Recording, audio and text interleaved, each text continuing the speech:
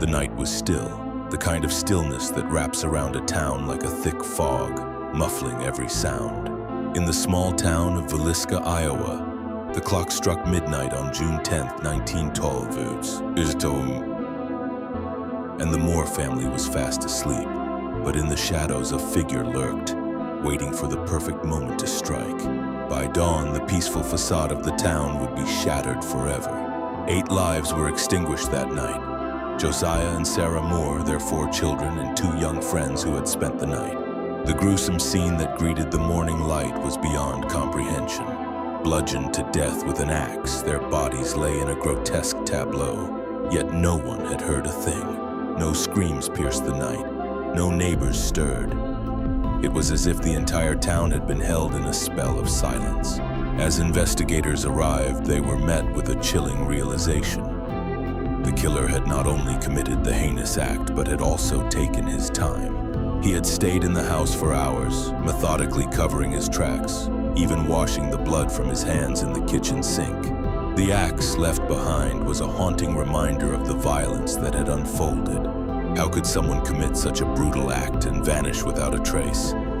Theories began to swirl. Some believed it was a revenge killing, perhaps linked to Josiah's business dealings. Others speculated about a transient killer, someone who had slipped into town unnoticed. But as the days turned into weeks and weeks into months, the trail grew colder. The townsfolk were gripped by fear, their once peaceful lives now overshadowed by the specter of an unknown murderer. Then came the first breakthrough. A local man, a suspect with a history of violence, was arrested.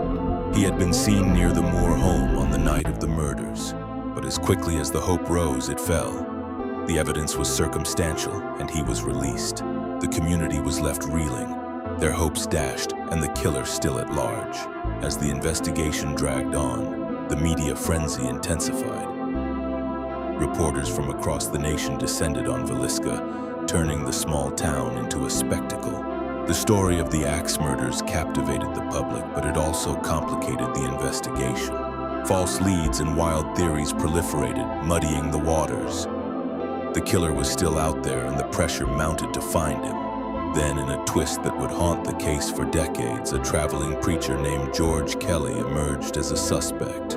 He had been in town the night of the murders and had a penchant for violence.